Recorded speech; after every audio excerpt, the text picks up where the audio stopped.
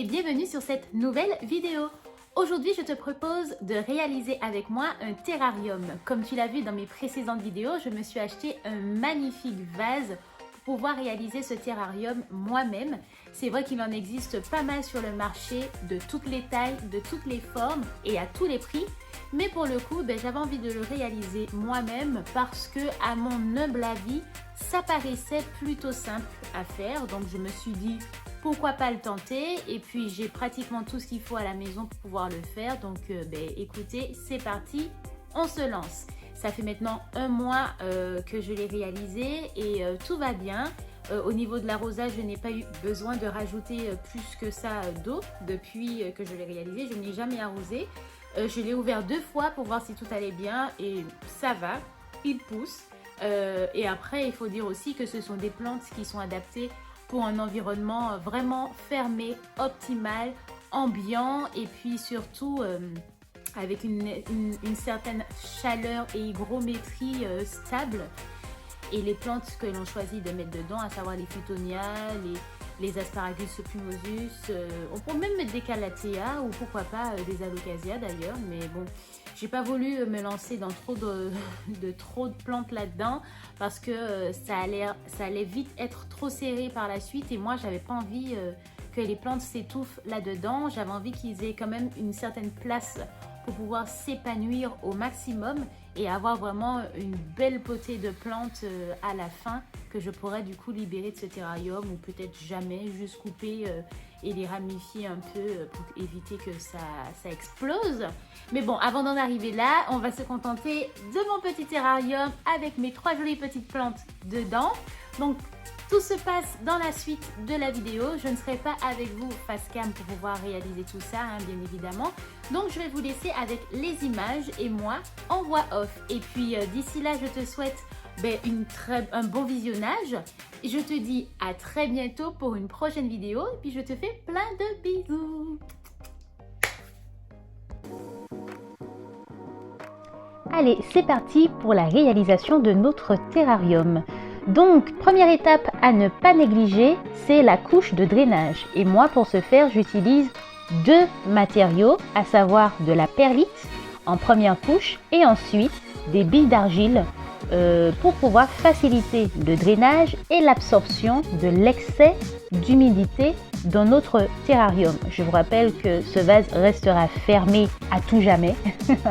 Donc du coup, il est important que la couche de drainage soit vraiment présente et vraiment assez, je ne vais pas dire une couche assez épaisse, mais oui quand même, pour éviter que les racines de vos plantes ne pourrissent au contact de l'eau.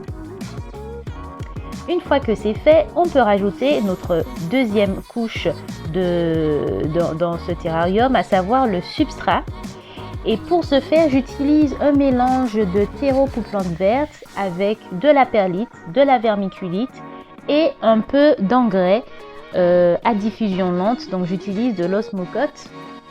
Comme ce sont des petites plantes, des bébés plantes, ce ne sont pas encore des plantes à taille adulte, j'avais pas envie de mettre un engrais trop fort. Donc comme ça, au moins à diffusion lente, ça laissera le temps à la plante de grandir et d'avoir de la nourriture au fur et à mesure de sa croissance. Et puis là, on essaie de bien tasser tout uniformément sur toute la surface, sur toute la base plutôt du vase, pour qu'il y ait de la terre partout et que ce soit uniforme. Et enfin, on va passer à la 3e étape, qui n'est pas des moindres d'ailleurs, parce que ça a été vraiment compliqué. Donc oui, je verse mon substrat dans le vase également, puisque je venais de rempoter cette plante. On ne fait pas de gaspillage, on utilise tout. Donc oui, voilà, comme je disais, c'est la partie la plus difficile, c'est vraiment placer les plantes. Parce que comme vous le voyez, mon vase, l'ouverture est beaucoup plus fine, beaucoup plus petite, beaucoup plus étroite plutôt. Et c'est très compliqué de pouvoir travailler à 2 mains pour pouvoir les placer. Donc du coup, ce que je fais, c'est que je place d'abord les plus petites plantes. Parce qu'effectivement, si j'avais mis mon asparagus en premier, elle est beaucoup plus haute et pour pouvoir rentrer les autres plantes, je l'aurais abîmée tout simplement. Donc là, il faut faire un peu de stratégie, un peu de Tetris pour pouvoir les placer de manière à ce que ce soit quand même joli.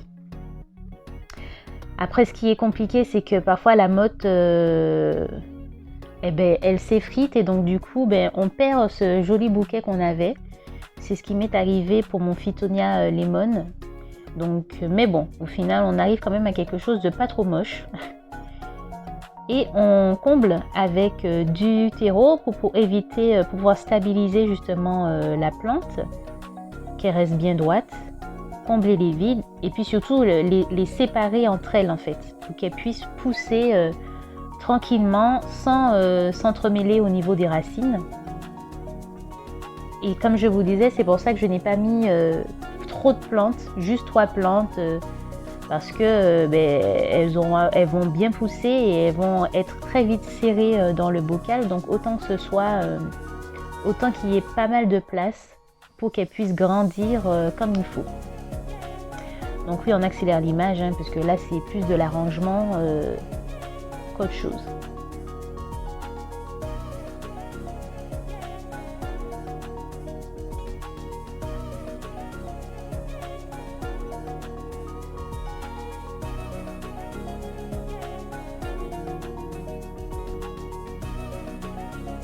Et voilà, maintenant que c'est fait, on peut arroser délicatement notre terreau. Et en fait, ce que j'ai fait, c'est qu'en même temps que j'arrosais, je visais uniquement les feuilles pour pouvoir nettoyer le substrat qui était par-dessus. Et là, je vais passer à la décoration de la surface de mon terrarium. Et j'ai décidé de mettre de la vermiculite sur tout le pourtour de mon terrarium parce que je trouve ça joli. Bon, après là, c'est une question de goût, donc vous faites comme vous voulez.